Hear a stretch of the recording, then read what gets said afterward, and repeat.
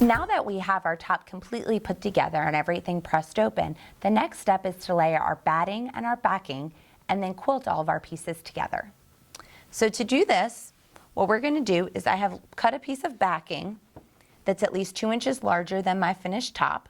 I've also then cut an additional piece of batting. Now I like to put 2 layers of batting. I have 1 layer in the quilt block and I have 1 layer here. So I like to add extra batting. You can choose to leave the second step of batting out if you want. And then we're going to have our top on here. So I like to make sure that everything's at least 2 inches bigger all the way around, 1.5 inches to 2 inches. Now what we're going to do is we have these quilters pins. Now what these do is these are curved safety pins so that I can go through and pin all of my layers together to keep everything from stitching or keep everything from moving while I go through and stitch in the ditch. So to do this, I just carefully start at the bottom and I'll put a pin in and then I can snap it shut. So what I'll do now is I'm going to go through and I'm going to go and place pins all the way around, making sure that I'm leaving enough room around my quilting line so that I can go through with my foot and quilt all this together.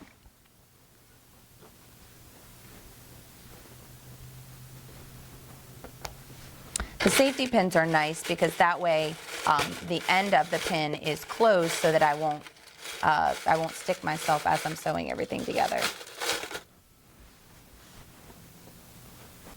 Now that I've gone through and pinned all of my layers together, I'm going to take this to my sewing machine and I'm going to stitch in the ditch all of my layers together. I'm going to use a clear monofilament thread on top and I've used a red thread in the bottom to match my backing.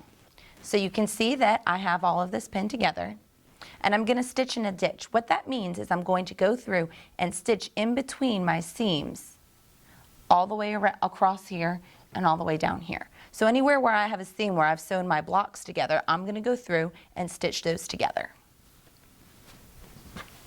So to do this, I'm going to bring it to my machine. Now one of the better things to do, especially with a larger quilt, is to start in the center of your quilt. You want to start and do your center lines first because that holds everything together. Then you can work from the inside out and make sure that everything lines up and that you're not creeping and moving your fabric. Since I have so many layers together, it tends to want to move around a lot, which is another reason we've used a walking foot. But again, I'm going to do my center lines first, and then I'm going to go around and do the rest of it. If you have a much larger quilt, this really will help to make sure that you don't shift your fabric as much.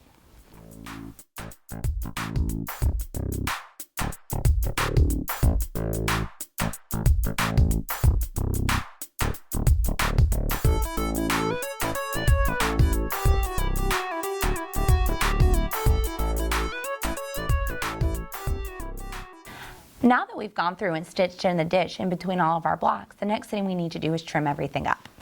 So you can see, if you look at the back side, that I have my lines. I went through and did a line of stitching here and here. Then I went through and did a stitching across to make an X or a plus sign. Then I went through and went around one border and then the next. So this will hold everything together fairly well. This is a great size for a wall hanging or a table or something like that, so I don't need to worry too much about putting too much extra stitching in there. So now that I have everything in place, the last thing to do before I add my binding is to go through and trim everything up with that 1/2 inch seam allowance to make everything square. So I'll use my rotary cutter and my ruler, line up this outside edge,